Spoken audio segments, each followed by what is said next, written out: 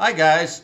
So I've been reading some of your work I'm going to give this class both to English 101 and English 102 students since I see some of the same mistakes happening in the writing that I've been reading.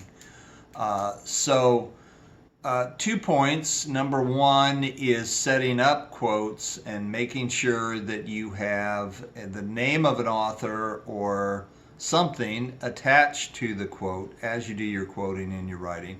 And number two has to do with citations and making sure you're doing the correct kind of citations.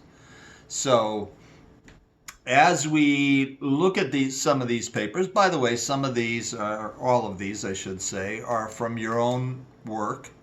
And as I usually warn, I'm not trying to embarrass anybody. Don't be embarrassed. This is from some perfectly good writing, but it has some problems that may be relevant to a lot of students in the class.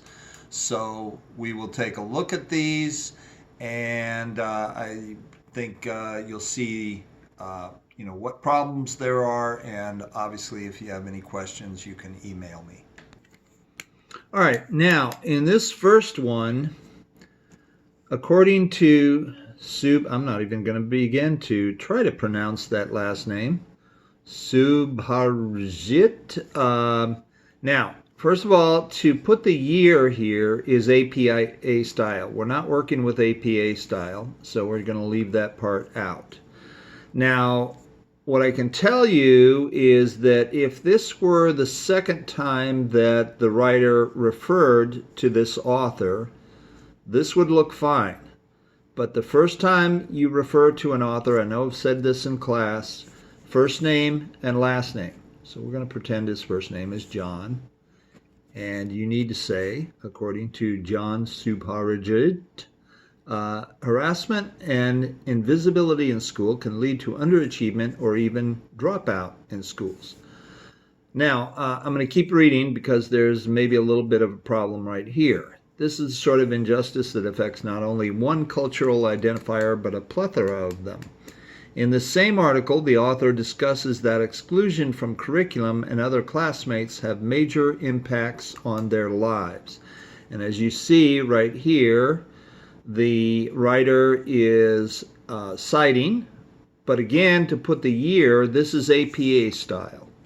For MLA style, we just put the author's last name and wait for it, if we have a page number, then we put in the page number as well. No comma here. So it says Subharajit 114. And if we don't have, and then the period goes outside. If we don't have a page number, then we simply put in the last name. Okay, we'll go straight to the second one. Let me read what is said here. Dwayne Jones, Claude Jones's son, said, knowing that these DNA results support his innocence means so much to me, my son in the military, and the rest of my family. I hope these results will serve as a wake-up call to everyone that serious problems exist in the criminal justice system that must be fixed if our society is to continue using the death penalty. And you'll see that what the writer has tried to do here in the parentheses is, first of all, way too much for MLA style. It would only be the writer's last name, and as I explained to you in the previous one, the page number if we have that, period. So all of this is going to appear in the works cited page. We don't need it here in the text of the essay. Now, there's another little problem that occurs here, though. Who said this?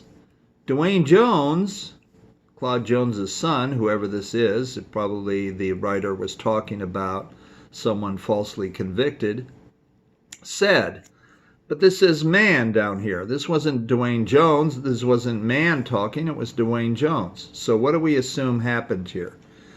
This is a quote of Dwayne Jones taken from an article by man. So what we do in that case is we use the initials QTD, lowercase, and the word in. So it's going to look like this, parentheses, quoted in man, period, and the page number if we have that.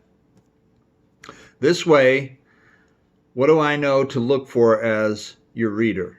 I go back to the works cited page, I look, it's in alphabetical order, I look under man, comma, Dennis, or whatever his first name is, and then I've got the title of the article and all of that, and I know that Dwayne Jones said this in this article.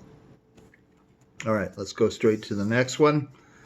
It says, in the United States and around the world, women continue to be underrepresented in high-level, highly paid positions and overrepresented in low-paying jobs, stated from the article, Economic Inequality Across Gender Diversity.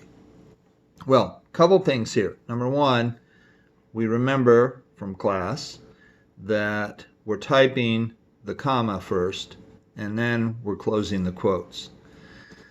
The other thing is stated from the article. Authors always state, articles don't state.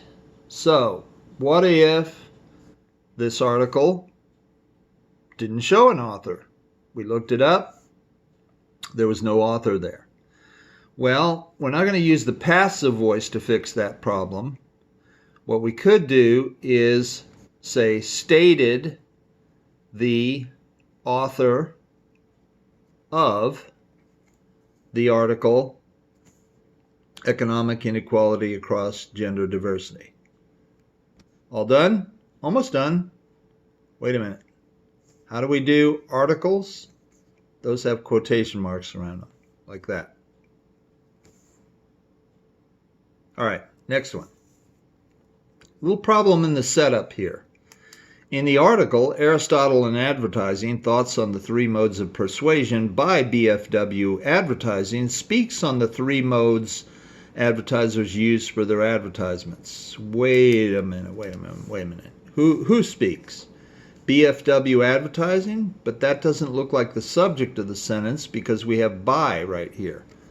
You say, well, Professor Smith, all I do is put a comma here and I cross that. Well, let's look at what it looks like now. In the article, Aristotle and Advertising, Thoughts on the Three Modes of Persuasion, BFW Advertising speaks on the, better, but what did I just say a minute ago? Authors state. So BFW Advertising is not speaking on anything. There's an author there. So I believe this one did have an author, but let's say that for a moment that it didn't. You could do something like this. An author for BFW Advertising speaks on the three modes, and then we're fine. Let's take a look here, though. We have an attempt to make a citation here, but BFW is certainly not the first thing that I would see when I flip back to the works cited page. The first thing I would see, if it didn't have an author, would be Aristotle and Advertising and the rest of this title. So that's what would go in the parentheses here. Now this is a really long title, so since it's the second reference to it, I could probably get away with just saying parentheses, Aristotle and Advertising. Period. Like so. All right. Couple more, I think. Couple more. I don't want to bore you. Probably somebody's saying, Professor Smith, it's too late for that. BFW Advertising implies that, all right, be careful of your verbs. To imply is to say something without really saying it. No author could possibly imply something unless they were maybe making some implication about a company or a president of the United States or something like that. So really what we want to say is that they state. But here's the problem again. BFW Advertising is not an author. So again, same as the last one. We say an author whoops, an author for BFW Advertising states that customer testimonials, etc., etc. And here you see the same problem with the citation. So what is that going to say? This is what I would say in class. What is that going to say? And one of you would say, parentheses, Aristotle and advertising, close parentheses. Correct. You're right. All right. Two more. Patience. In the article called Aristotle and Advertising, BFW Advertising says that for as long as humans have... Now, by the way, this is correct. We don't need a comma here because the that is essentially taking the place of the comma, even though it says. And, you know, same problem here. BFW Advertising cannot say anything. An author for them can say something. You know, obviously, if this is a second or third reference, there's no reason to say article again. You know, if it were the second or third reference, actually, you know, you could just say an author for BFW Advertising or the author of Aristotle and Advertising, and then the rest of it. All right, last one. Yay!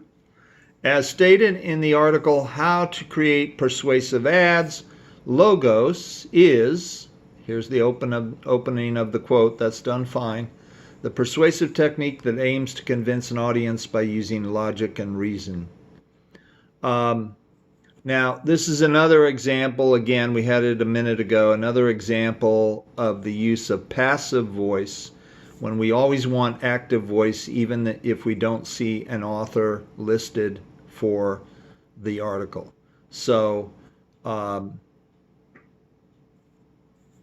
we could do here is we could say, as the author of, boop, get rid of that, as the author of How to Create Persuasive Ads states, logos is the persuasive technique that aims to convince an audience by using logic and reasoning. And of course, again, here we have that problem of what do you type first? If it is a period or a comma, that's what you're typing first, then you're closing your quotes. Okay, I hope this video wasn't too painful for you, and like I said, if you have any questions, let me know.